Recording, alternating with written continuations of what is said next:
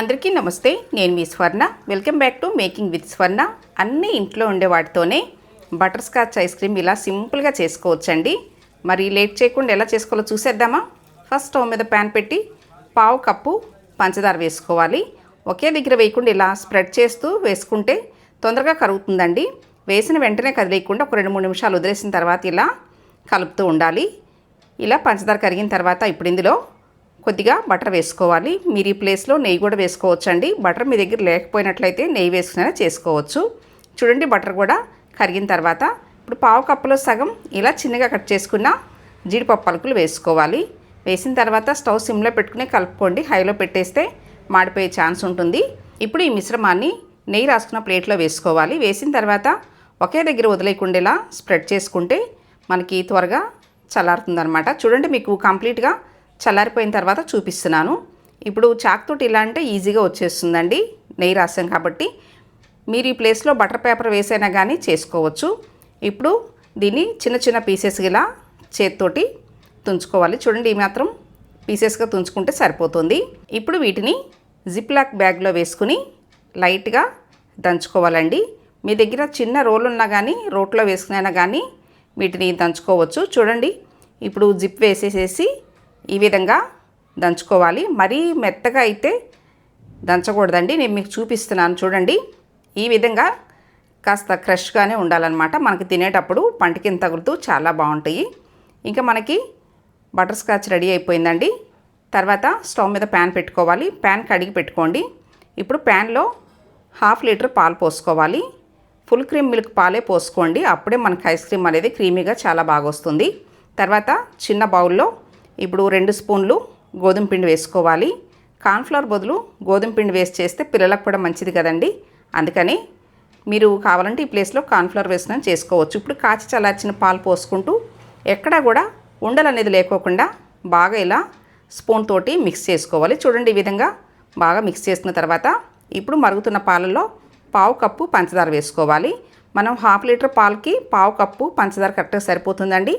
ఇప్పుడు కలిపి పెట్టుకున్న గోధుమ పిండి మిశ్రమం కూడా వేసుకుని స్టవ్ మీడియం టు సిమ్లో అడ్జస్ట్ చేసుకుంటూ కలుపుకోవాలి. నెక్స్ట్ ఇందులో పావు స్పూను బటర్ స్కాచ్ ఎసెన్స్ వేసుకోవాలండి. మీ దగ్గర ఇది లేనట్లయితే వెనీలా ఎసెన్స్ అయినా వేసుకోవచ్చు. కానీ బటర్ స్కాచ్ ఎసెన్స్ వేస్తేనే మనకి ఆ టేస్ట్ అనేది వస్తుందన్నమాట. ఇప్పుడు చిటికెడంతా ఫుడ్ కలర్ వేసుకోవాలండి. ఆప్షనల్ అండి, వేసుకోకపోయినా బాగానే ఉంటుంది. కానీ వేస్తే చూడటానికి ఐస్ క్రీమ్ బాగుంటుంది. చూడండి, ఈ మాత్రం క్రీమీగా వచ్చేంతవరకు కలుపుకొని ఇది కంప్లీట్గా చల్లారి పెట్టేసుకోవాలి. మీకు కంప్లీట్గా చల్లారిన తర్వాత చూపిస్తున్నాను చూడండి. ఇప్పుడు ఈ మిశ్రమాన్ని మౌల్డ్లో వేసుకోవాలి. మీ దగ్గర ఈ మౌల్డ్ లేనట్లయితే స్టీల్ బాక్స్లో కూడా వేసుకుని రెడీ చేసుకోవచ్చండి. స్టీల్ బాక్స్లో చేసినా కానీ ఐస్ క్రీమ్ బాగానే వస్తుందండి. ఇప్పుడు దీనిపైన కంప్లీట్గా ఇలా కవర్ తోటి ఎక్కడ కూడా గ్యాప్ లేకోకుండా కవర్ చేసేసుకుని 2 అవర్స్ ఫ్రిడ్జ్లో పెట్టుకోవాలండి. చూడండి, మీకు 2 అవర్స్ తర్వాత చూపిస్తున్నాను. ఈ విధంగా కాస్త క్రీమీగా వచ్చింది కదా. ఇప్పుడు దీన్ని మిక్సీ జార్లో వేసుకోవాలి. మిక్సీ జార్లో వేసిన తర్వాత మిక్సీని ఆపుకుంటూ గ్రైండ్ చేసుకోవాలండి. ఒకేసారి ఇట్లా గ్రైండ్ చేయకుండా మధ్య మధ్యలో ఆపుకుంటూ గ్రైండ్ చేసుకుంటూ ఇలా నురుగా వస్తేనే మనకి ఐస్ క్రీమ్ అనేది పర్ఫెక్ట్గా వస్తుంది. ఇప్పుడు ఈ మిశ్రమాన్ని మళ్ళీ మౌల్డ్లో వేసేసుకోవాలి. వేసిన తర్వాత ఇప్పుడు ఇందులో రెడీ చేసి పక్కన పెట్టుకున్న బటర్ స్కాచ్ వేసుకోవాలి. నేను సగం ఇందులో వేస్తానండి. తర్వాత సగం పైన గార్నిష్ కోసమని ఇలా 2 పార్ట్లుగా డివైడ్ చేసుకున్నాను. చూడండి, ఇప్పుడు కొంచెం వేసి కలిపేసేసుకోవాలి. చాలా బాగుంటుందండి. అన్నీ మనం ఇంట్లో ఉండే వాటితోనే సింపుల్గా రెడీ చేసుకోవచ్చు. సేమ్ బయట తిన్న టేస్టే ఉంటుందండి. ఇలా పైన కూడా కొంచెం వేసేసుకోవాలి.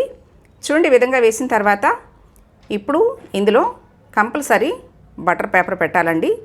బటర్ పేపర్ పెట్టకపోతే ఏమవుతుందంటే ఫ్రిడ్జ్లో పెట్టినప్పుడు వాటర్ అనేది ఐస్ క్రీమ్ మీద పడకుండా ఇలా బటర్ పేపర్ కంపల్సరీ పెట్టుకోవాలండి. చూడండి, ఈ విధంగా ఐస్ క్రీమ్ కంటేనా పర్వాలేదు, కానీ బటర్ పేపర్ మాత్రం కంపల్సరీ వేసుకోవాలి. తర్వాత దీనిపైన ఇట్లా కవర్ తోటి కంప్లీట్గా కవర్ చేసేసిన తర్వాత 8 అవర్స్ ఫ్రిడ్జ్లో పెట్టుకోవాలండి. లేదంటే మీరు ఓవర్ నైట్ అయినా కానీ ఫ్రిడ్జ్లో పెట్టేసుకోవచ్చండి. చూడండి, మీకు 8 అవర్స్ తర్వాత చూపిస్తున్నాను ఎంత పర్ఫెక్ట్గా మన ఐస్ క్రీమ్ అనేది రెడీ అయిందో. ఇప్పుడు పైన బటర్ పేపర్ తీసేసుకోవాలి. చాలా సింపుల్గా చేసుకోవచ్చండి.